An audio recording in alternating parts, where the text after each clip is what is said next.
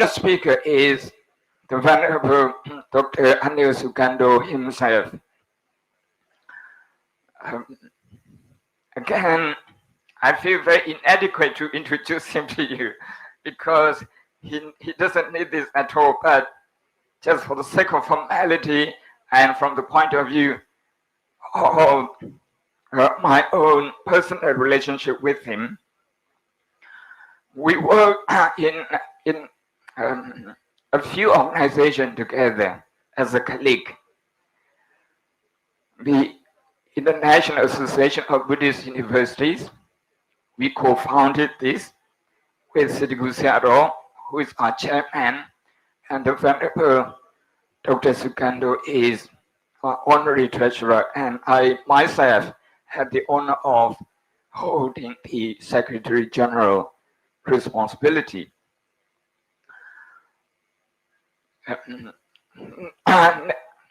Nepal may rightly claims Venerable Dr. Anil Sakya as their proud son. At the same time, the Kingdom of Thailand also claims him to be one of their own because he has been educated and ordained there under the Sangha of Thailand, who arranged for him to go and study at the University of Cambridge in England. And he received his Master of Philosophy in Anthropology in Cambridge, and then he completed his PhD under Professor David Kellner, a well-known anthropologist at Brunel University. Venerable Dr. Sakya is an organizer. He is an academic, is a Dhamma tutor with philosophy of his own. So for all those work,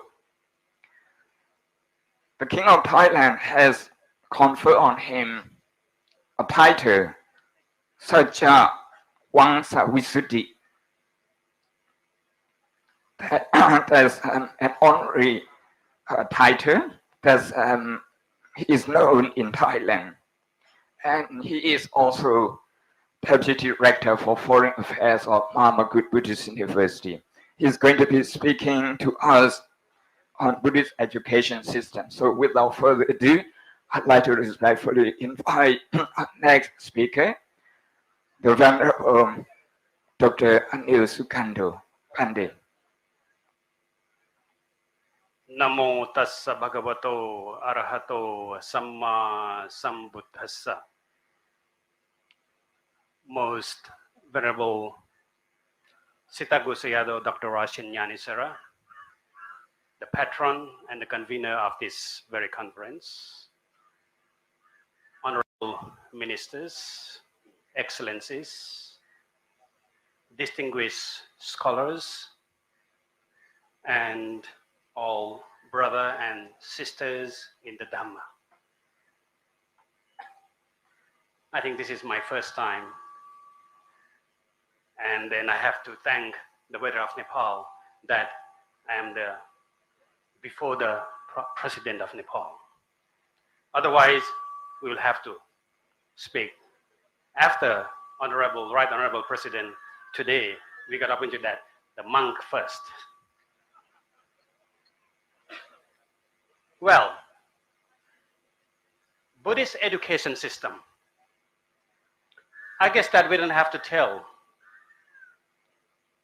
I guess that we don't have to really discuss what Buddhism all about. If we really understand Buddhism, the core teaching of Buddhism is education itself. The core Buddhist practice is indeed a systematic education. Buddhist monasteries played a prominent role in disseminating both religious and secular education from the time a long, long time ago.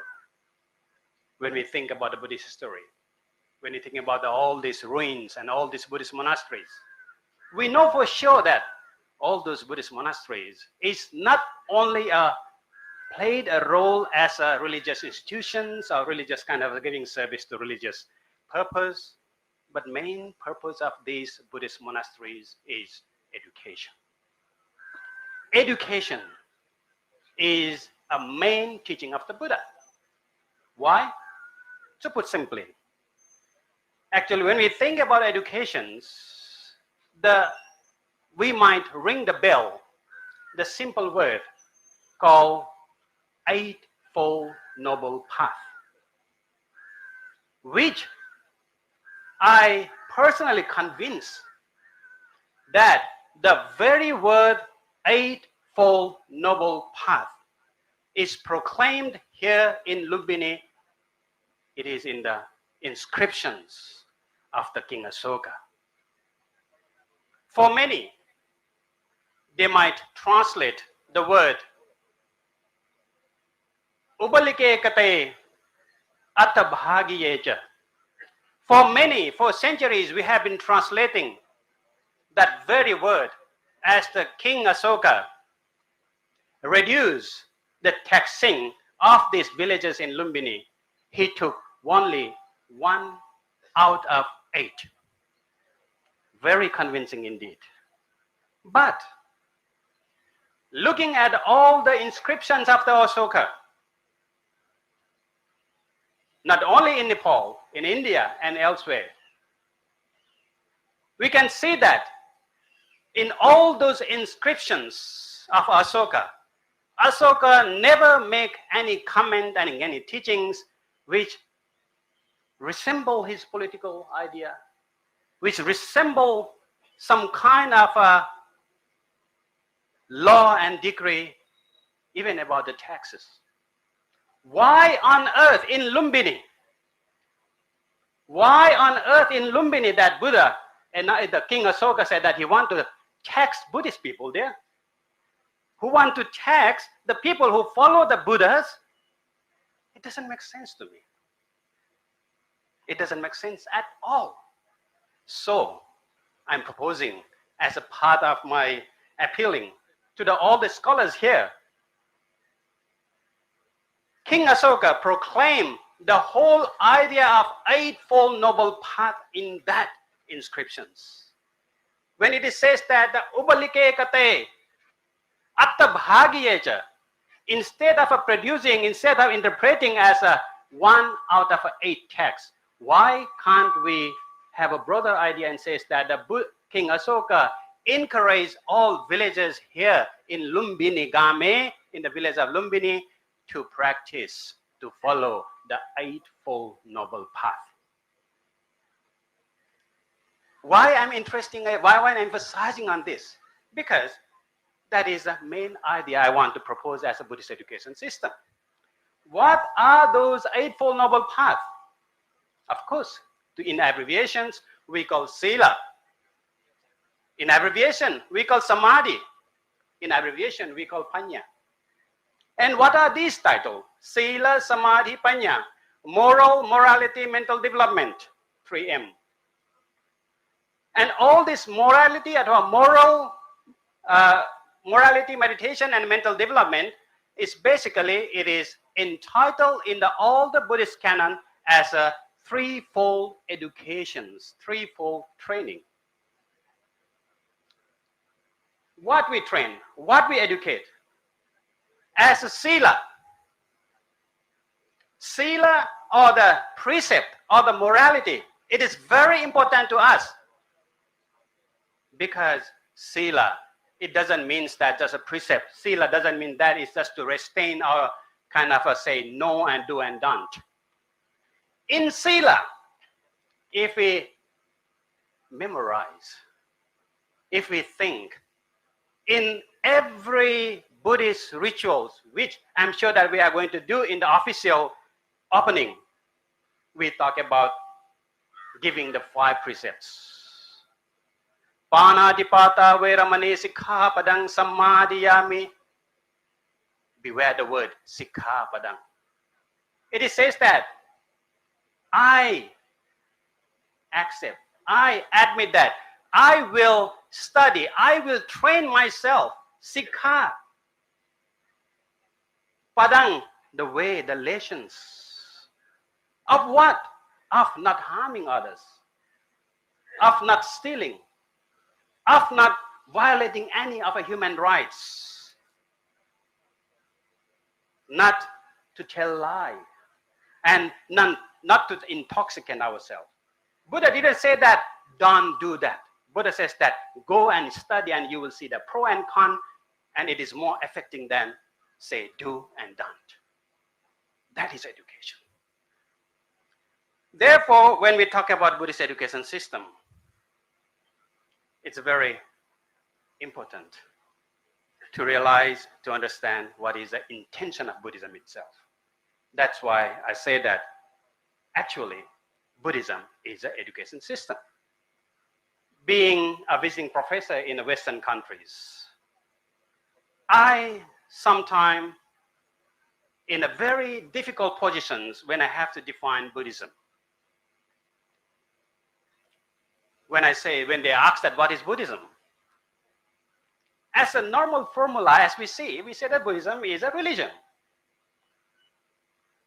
But when we go into the definition of religion in English term, it's very awkward. How can a Buddhism be a religion? When in the word religion, you need to have a God. And I don't have a God. I'm lost somewhere. So how can I claim that Buddhism is a religion in the sense of religion in the Latin or in the English terminology? But if you look at the word Buddha Shasana, which is a Pali coin, which is a Buddha used by himself when he summarized the teaching of the Buddha, Sabba papasa karanang kusalassu pasampada sachita paryodapanang etang buddhana sasana. Not to do any evil, to do all good things, to purify your minds. That is the teachings of the Buddha, you see. The word Buddhism, actually, it means that education itself. Educating what? Educating every human beings to be awakened, to be enlightened, to be the Buddha. So that is a Buddhism. You may call it a religion, you may call it a philosophy, you may call it psychology, you may call it archaeology, whatever you want to do. Therefore, when the ideas of Buddhist messages develop in the world, the whole idea we can see in the Buddhist community, we have a Dhamma Desana, for example. What is Dhamma Desana? Dhamma Desana means that to teach. How do we teach? Desana means that to point out something which is already existed. So I don't just come out here and then say whatever, blah, blah, blah, what I think. Every word, every teaching, what I share with people, it is not my invention. And Buddha says that not even his invention. It is the truth, the noble truth, which is already existed. So Desana means that we are pointing that noble truth to everyone. Just a simile. It is just like a piece of hair in front of our eyes, and it's blocked the whole big, gigantic mountain. It's there, but we never care. So that's why the truth is there, but we never see that truth. So the Buddhist works, the Buddhist education work, Buddhist educators' work is basically to clean that, a piece of line of hair which is blocking our view to the truth. That is Dhamma Desana. We have an idea called Dhamma Sakacha. What is Dhamma Sakacha? It is the one of the religion in the world which give liberty in debating, which got the liberty even to question the Buddha. Buddha says that the truth is truth, not because Buddha found it, because it's not Buddha said it. Truth is there because by itself.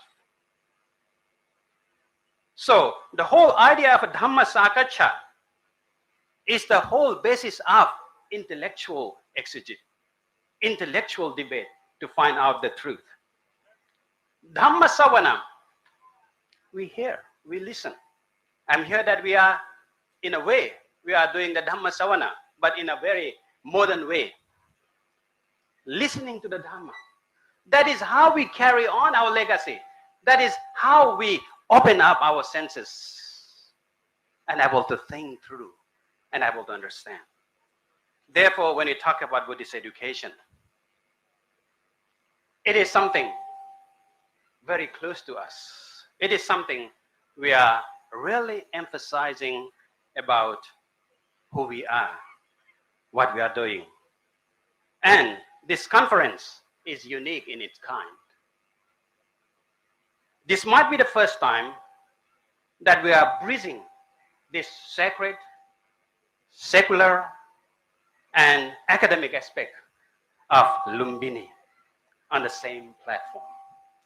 We have world-renowned UNESCO-affiliated Lumbini archaeologists. We have a UNEP-affiliated climate change expertise. And of course, many Buddhist monastics, esteemed Buddhist scholars of multidisciplinary on the same platform. Working for what?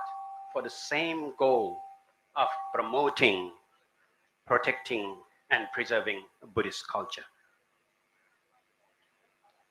We are promoting, protecting, preserving our world heritage. I guess that most of wearables and the one is audience already get my keynote speech. But I am not trying to read it because some voice telling behind me that the president is already at the airport. He is on the way to the air. So if I read it, I will lose myself because the air is coming closer. So what I'm trying to do is that trying to relay the message as long as when they ask me to stop, then I will stop anytime. So what I would like to really share with you in this theme of Buddhist education system is that I want you to really think about ourselves and then ask ourselves, what does education really mean? Why do we go to school? It's become more or less, automatic. When we're born, we learn language. Our parents send us to the school, whether we like it or not. And then we grow up. time to time. Good. So what does a real education means? Why do we go to school? Why do we learn various subjects? Why do we pass examinations and compete with each other for better grades? What does this so-called education mean, and what is all about? So that's why if we really look at the Buddhism, if we really look at the Buddhist education system, we can get that answers without going to any universities. We can get these answers within the university of our own mind. So, this is a long speech, you can read yourself. But just to give a little bit of idea, Buddhist education system is a machine which can transform every human beings from ordinary human, what we call is Puthujana, to become a better human called Kalyana Jana. And even to better human, Seka Pugala, one who educated, and a Seka Pugala in the last stage that we don't need to be educated anymore. We are fully educated. So that is a stage of a Buddhist idea, Buddhist education system. When you think of etymologically, it is very interesting. In Pali, the word Sikha, which made up from Sayang Ikha, what means that self-seeing, Sayang, by yourself, understanding by yourself, Saha Ikha, communal understanding, or Sayang or Samma Ikha, which means that right seeing or understanding. Therefore, education or Sikha in Buddhism means learning or experiencing things through self-seeing or seeing together, which are conducive to the righteousness and humanity, which is very close to the education in English, to bring out your humanity outside. I have something around 4 minutes, so I will jump to a conclusions, some kind of idea which I want to share, that what all Buddhist education is all about. I want to put in the very 3 bullet points. If we look at the whole history of Buddhist education, Buddhism to 2,500 years, I can just put it simply as a pre-modern Buddhist education system, which I mean from the way how we develop carry on our education, be a monastic, and mostly, of course, monastic in old age. And then I could say that there's another system which is overlapping in modern days. It's called modern Buddhist education system, which is again overlapped by the extra modern, what I call this postmodern Buddhist education system. And all these 3 kind of education system overlapping, each other even these days.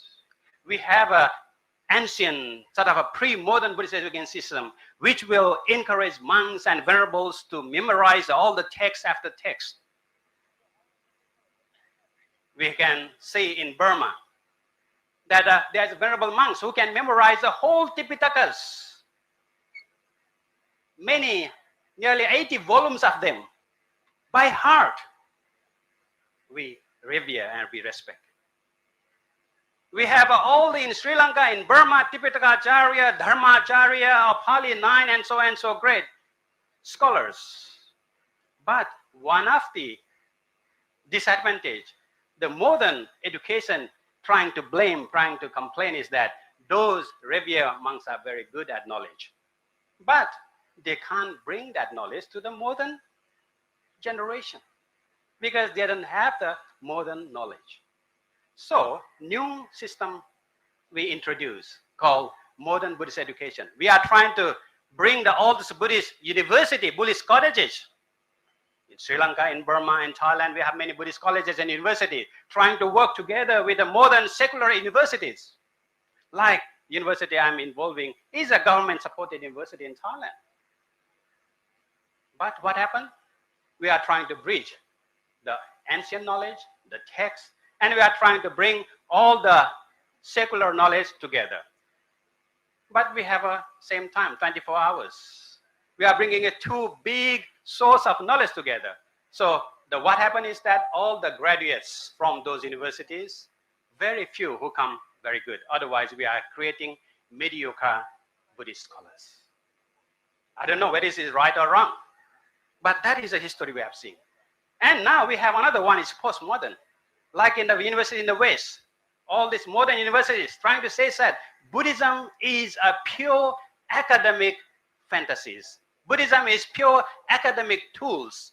They are going through, they are studying this and that. And what happened? The first group of ancient Buddhist modern have a firm faith. The second one is so-so. But the postmodernists that deconstruct everything and they see every Buddhist thing as an object of study and there is no faith at all. It's just an entertain of education. So this is briefly, I can put it in a few minutes of education what's going on.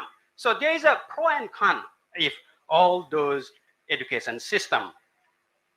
My last sort of a comment to want to share, I guess that you can read all the things, is that we just came out here just now. Our topic is that promoting, preserving, and protecting. What is all this about? I would say that that is a very thing of Buddhist, hardcore study of Buddhism.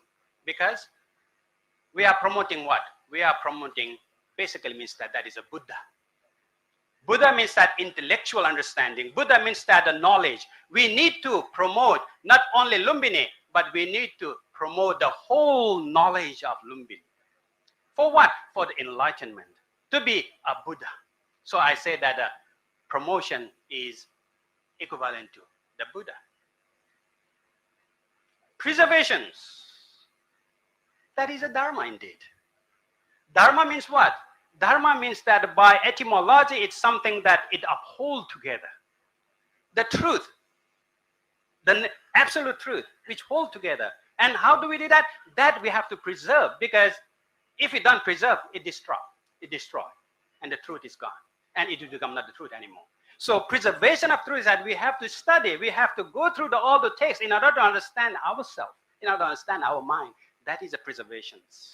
It is not only the preservation of Lumbini, but preservation of Lumbini through Dharma preservation.